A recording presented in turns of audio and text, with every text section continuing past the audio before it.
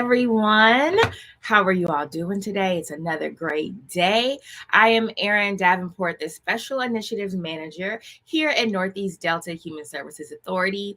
And before we jump into it, I just got to say it's another great day because I have made one full circle around. I am another day old. It's my birthday. So hallelujah. Thank you, Jesus. I'm here. I'm happy to be hanging out with you guys today. Okay. Hey, Miss Shakitra. Hello. Thank you for tuning in. You guys, we have a really, really awesome guest today. I know I say that every time we're on here, but I mean that because all of our guests are awesome. But super excited about this particular one because we are working with him on a really big conference that's happening. It's a 2-day conference. Really excited about it. Seems like it's going to be a lot going on, a lot of knowledge, a lot of information. And also, like, this is just a really cool dude. I talked to him yesterday in preparation for today, and I was thinking I was going to get a stuffy guy. Not at all. Not at all. Very chill, very laid back. He was hanging out in the music room with all the kiddos and everything. You hear the xylophones in the background. But you guys, we have Apostle Dr. Bakari Beckwith on with us today. Woo!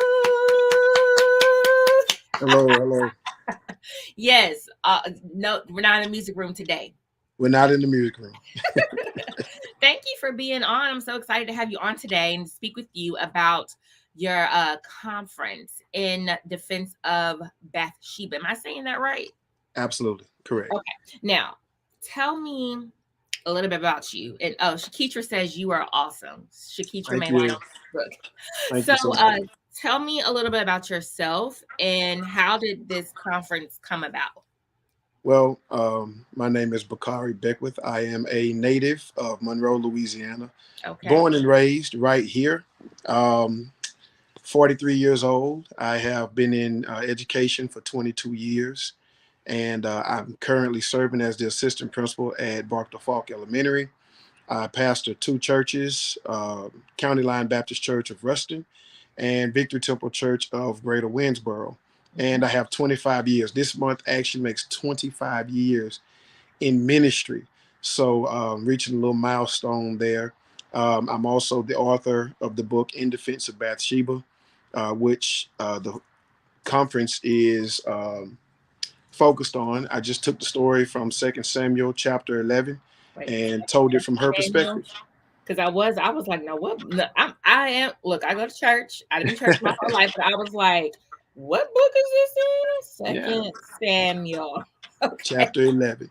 Chapter 11. Yes, great, good story. And it's one of those things where, growing up in church, you never hear anything good or positive about Bathsheba. It was always her fault. There's even, and I'm going to talk a little bit about this at the conference, there's even a spirit called the spirit of Bathsheba. Imagine how messed up you have to be to have a spirit named after you.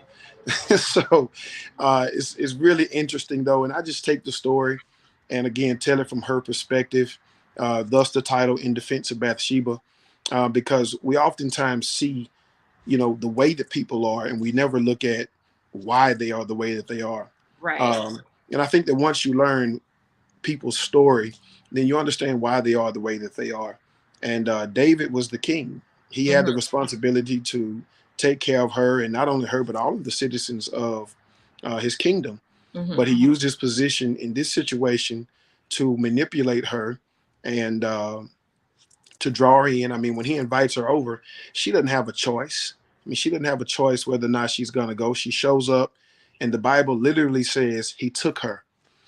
Which we use that to associate with rape and sexual assault, because more times than not, the person who is the predator in that situation is somebody that is somebody in the family, somebody close to you, a friend of a friend. Right. My mom always told me it's not your friend; it's the friend of a friend. Exactly. Right. And so David in this case is the one who uses his position to take advantage of Bathsheba. He impregnates her. And she sends word back to him that she's pregnant. And David, the first in the scripture, literally says David thought in his mind how he might kill him. And so he concocts this murder plot to have Bathsheba's husband murdered. And so he's murdered, and then she loses the baby. The Bible says that she went through the ceremonial days of mourning, which we know is from anywhere from 3 to 7 days. And then she was moved into the palace, and David took her as his wife. So she literally went through a phase where she lost her husband. She was assaulted by the king. She loses her baby, and she's given 7 days to heal. She moves into the palace, and she just assumes the next role, which is what I find that people do in society. We never really heal. We never really get over. We just kind of move on to the next thing. And so, we have that cliche saying, hurt people, but we never give ourselves the opportunity to heal. And just like most of us, she didn't have counseling. She didn't have the luxury of a therapist. She didn't have the opportunity to, talk to anybody about her issues. Who could she confide in? And who That could the even king, understand what she right? was going through? Who could Exactly. understand that? Right. And there's so many perspectives that come from this, from sexual assault to depression, suicide, the grief that comes from losing a child, women's rights because of the way that she was treated. She was just moved in and just treated like, you just now, okay, you just the next piece of, I don't want to say property, but Property. that's what, But that's what it. right. And Yeah. so I just use all of those different perspectives and try to sum it up into her defense. And one of my favorite chapters of the book is the last chapter. It's just called or entitled "The Defense Rests." And I state all that I need to state in providing information and truth concerning her situation. And just as a prosecutor or a defender does in a legal case, I rest. I mean, and it's up to the people to decide, at that point, who's at fault. Right. Now, see, I'm about to go off script now because you brought up women's rights. Right. I don't understand. Well, one of the questions I did have for you was why does she need to be defended? Because defended implies that she did something wrong. So we're Right. coming to her rescue. We're trying to plead her case, but for what? Because she didn't do anything wrong. And my little quick search, it was like she was over here minding her business, taking a bath, and the king spotted her and decided he wanted her, and she had no choice but to do things and stuff. So like, why are we coming to defense? I feel like that's such that you see now, such a double standard that we see. Even Absolutely. today. But I'm like, why are we having to defend her? Somebody needs to advocate for her, Absolutely. And that's Aaron, you hit it on the nail on the head right there. Somebody needs to advocate for her. Right. And so even though this story took place thousands of years ago, today in 2023, there are male and female Bathshebas today, currently, who have no voice, who no one speaks out for, and no one defends. And so this is my attempt to give light and give voice to those of us who have experienced trauma, and just kind of share a few things with you. The people that I've talked to, just since writing the book and since this conference is being marketed, is one lady lost her daughter when she was 15. The mother was 15.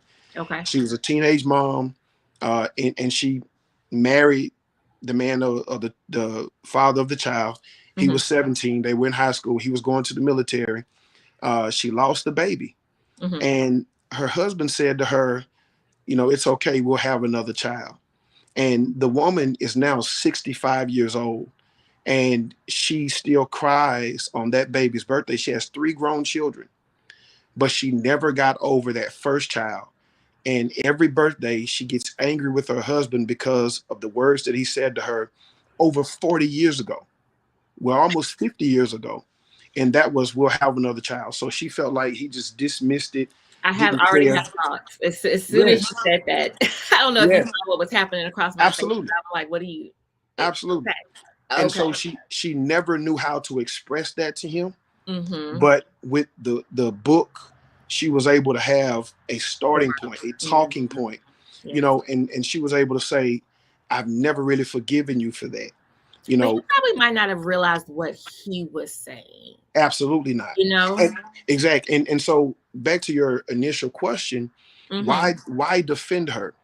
because what happens to her happens to all of us. It's called victim shaming or victim blaming. Absolutely. Why Yes. was she out? Why was she outside taking a bath? In why was she in the nude? Why, all of those things. It was her fault.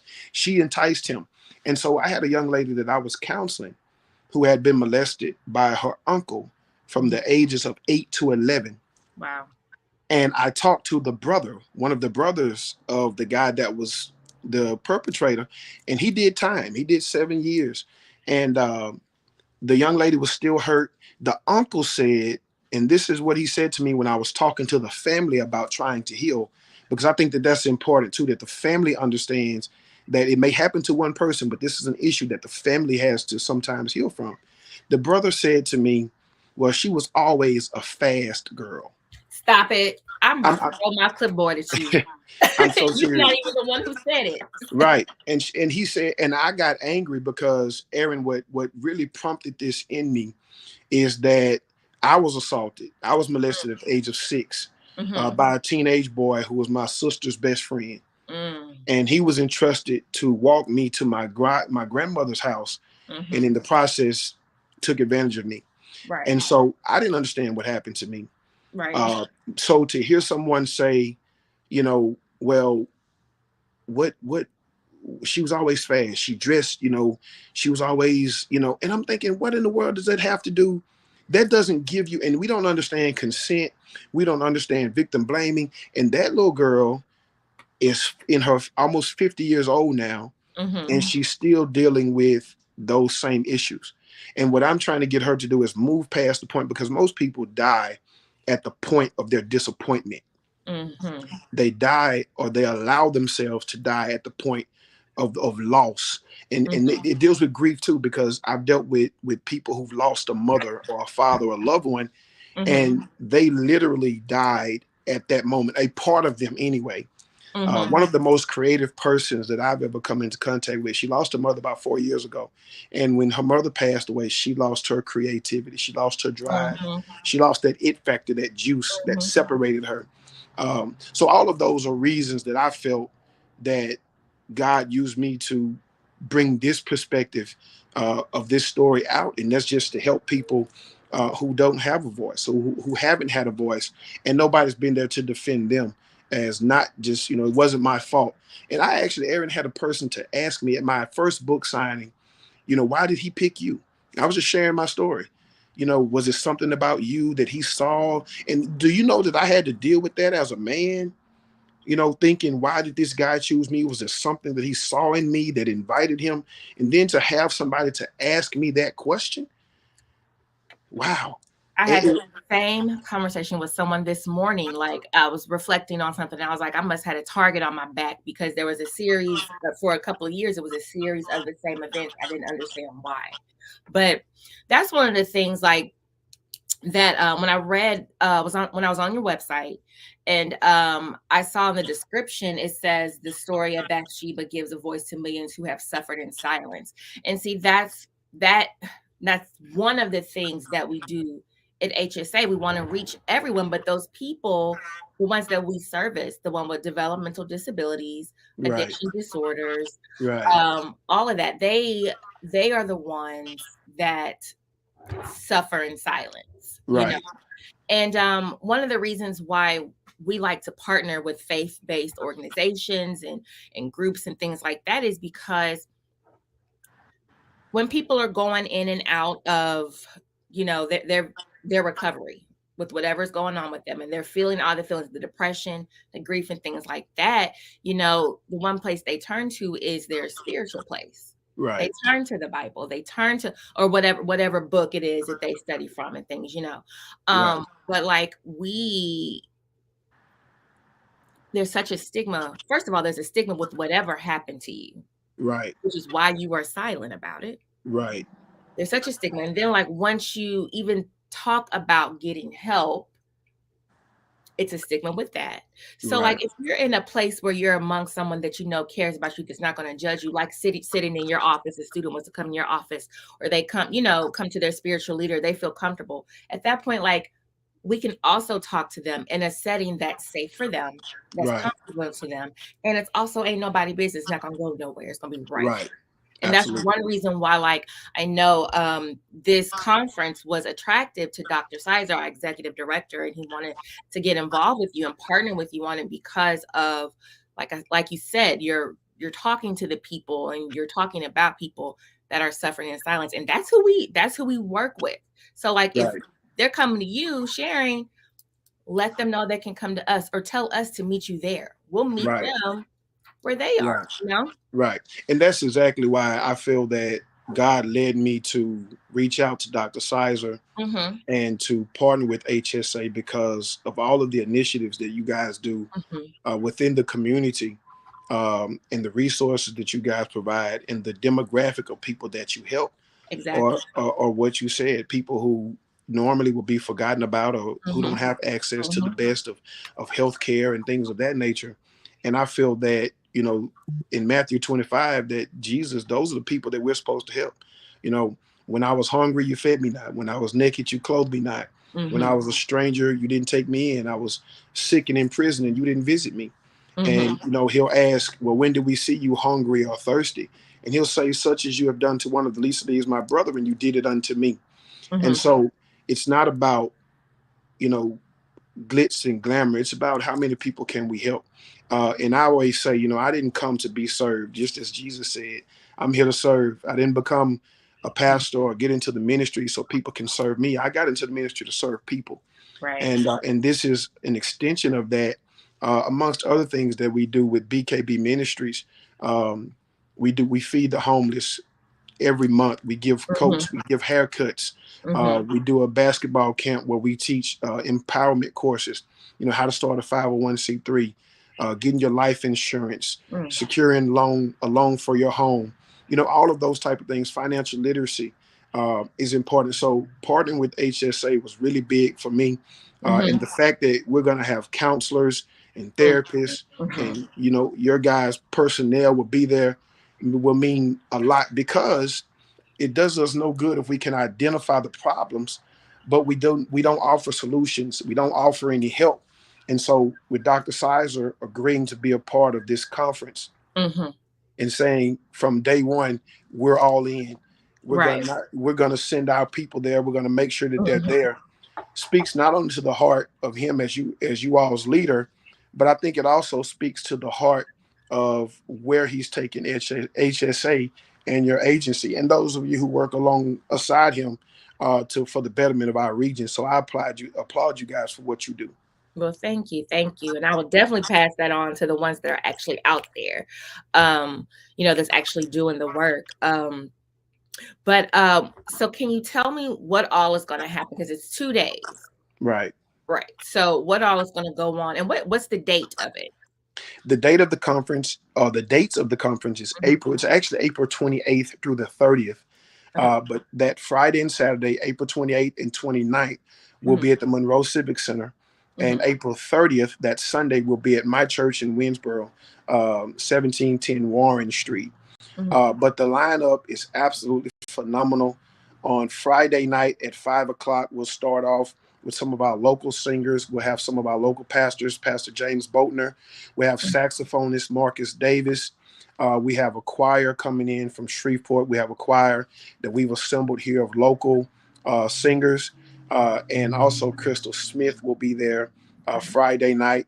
And then we'll hear from myself, Prophetess Bailey, who is also a survivor of sexual assault. She's from Shreveport, Louisiana. And then Mhm. Pastor R.C. or Bishop R.C. Blakes will top off the night as our keynote speaker. Okay. And then on Saturday morning, That was just uh, Friday. that was Okay. just Friday. That was just Okay. Friday. And Okay. Listen, Friday is going to be lit too. DJ Mm. T Lay is going to be there with us Friday Okay. night, who Okay. is DJ for 103.1. He's going to keep the party going. Mhm. So on Saturday morning at 10, we have a wonderful panel put together, consisting of local pastors, judges, senators, um, councilmen. We have a beautiful, beautiful panel put together. Mhm. And Roosevelt Wright, formerly known as Daddy Rowe, uh, also known as Roe for Real, will be moderating that panel From discussion. Shreveport? Yes. I'm Well, from Shreveport. I was he going to was say, in, I know that. yeah, he was in Shreveport for a little while. He's from Monroe. He was in Shreveport for a little while, Mm-hmm. and he now lives in Monroe. I mean, Okay. in New Orleans. I'm sorry, he lives in New Orleans. But Mm-hmm. his daddy is still here. His brothers are still here. Mm-hmm. But he'll be moderating. If you know Roe, then you know he's gonna keep that I thing remember him on going. the radio. Yeah, it's gonna be Uh-huh. interactive. It's gonna be really good. Mm-hmm. And then we have Next Generation from First West Mm-hmm. in West Monroe that will be combining with some of our uh, singers from Monroe, and Mm-hmm. we'll have a multicultural youth choir. Okay. And then we'll have Nathan Harmon, who is an awesome speaker, coming in, and we'll talk to our entire group, but it's kind of focused on our youth. Okay. We also will have Michael Jr., who's a hilarious comedian. Is coming in. He'll be performing at 5 o'clock on Saturday. Okay. Robert Finley, who was on America's Got Talent Mm-hmm. and went back for the All Stars, will be there also on Saturday around 4 o'clock. And here's a surprise and this is probably one of my favorite parts because we talk about doing Okay. things outside of the conference. We have Okay. a show that we're going to do for the homeless population. Okay. Michael Jr. will be performing for the homeless population on Saturday. And we're working now just trying to get those things, the logistics worked out with the Salvation Army to get them what they need to make sure that show is off the chain. And then we'll have Crystal Smith will sing again. Ferris Wilmore, who is a local singer, will be singing Saturday as well. And then Dr. Sizer, you all's very own, will be there speaking that afternoon on Saturday. And then myself will end the night. And so that's pretty much it in a nutshell. Friday also will be going to Washington High School at 1 o'clock to speak to their student body as a part of this conference. So we'll make sure we want to get the community involved, get people out, to get, for it not to just be something that we're doing at the Civic Center, but we're going beyond the walls and ministering to the young and old. Mm-hmm. So all of that's great. Something for the family, getting all type of mental health resources, spiritual resources, all of that. One important question: will there be lunch? Because we're gonna be there all day, right? We'll be listen. Saturday will be from 10 until 10. But will there be lunch? There will be lunch. I will make sure. I mean, I'm all for the praise, and we learning, and we getting resources, talking to therapy, getting my mental health cleansed and everything. But I'm hungry. Your girl is hungry. You got to feed me as well. Yes, we cannot. One thing I did want to say. Oh, okay. Did it go out? Okay. Well, I'm not sure if we'll be able to get Apostle Beckwith back on, but we're really excited about this conference that he's putting together. And one of the things that Apostle Beckwith said earlier was talking about the victim shaming and victim blaming. A couple years ago, I did have an experience where I was sexually assaulted in Walmart, middle of the day, and one of the things that was said to me several times was, but what did you have on? And I did have on, I had on some workout tights and a workout shirt. I was pregnant, just started showing. I was really happy about it. So I had my stomach poked out, but it doesn't matter what I had on. Why are you asking me that? Let's focus on the fact that this person is doing these things in Walmart, But really excited about this conference. Actually, everyone at HSA is. A lot of our team will be there. HR will be there. Prevention and wellness will be there. Our integrated care will be there. So all of the services that we offer, even some people there, in case someone does get triggered hearing this story, or like I said, I just remember that from a couple years ago. I've gone to therapy and I've been able to cope and move past it. But if something does happen while you're there, we do have staff that's there and prepared to work with you. So we're asking everyone to come out. You already heard Apostle Beckwith.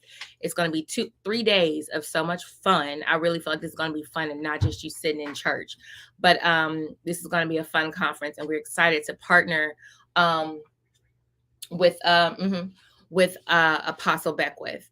And also any other any other of our faith-based or organizations and partners and things out there, we are more than willing and ready to partner with you on things that are going on. Like I said, our thing is that we have resources, or we have resources, and we are able to connect people with resources, and we need to get it out to you all, to these people. So sometimes, like I said, you have to meet people where they are and where are they are most comfortable.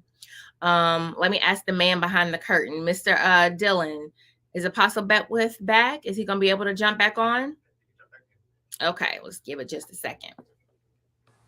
Okay, we're back. We're back. Technology.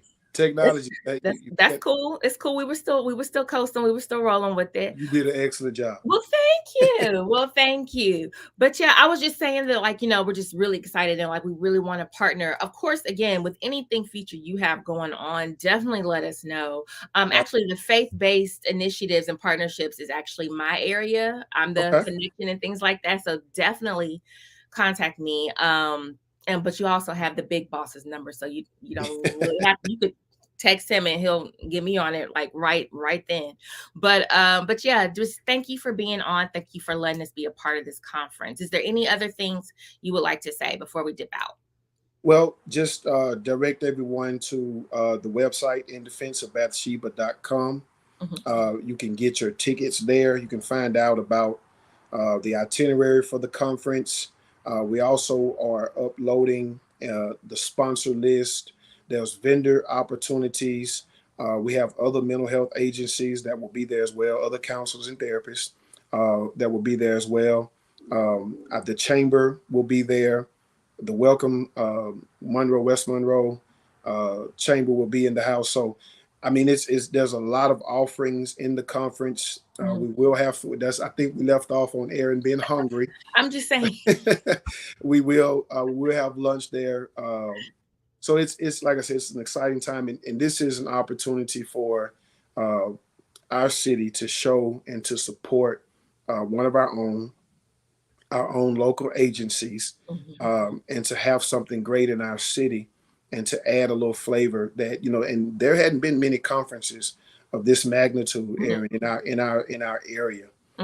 So to have the opportunity to host it, and to make sure that it is of an excellent standard and quality, and to get all that we're offering for $50. Oh, okay.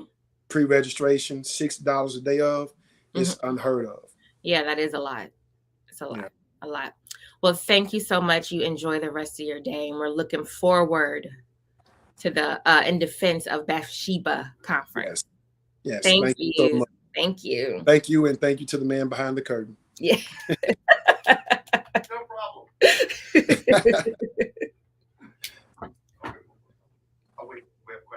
We have questions. Miss Shakitra White wants to know, will your book be available?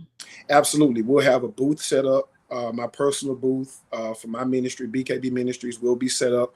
And if you want to get the book beforehand, it is available on Amazon. It's available on Books A Million. It's available on Barnes & Noble. You can get it at any of those locations. And I also have some there, and I will be signing books as well. Okay, cool deal. Cool deal. Dylan, do we have any more questions? Okay, that's it. All right, then.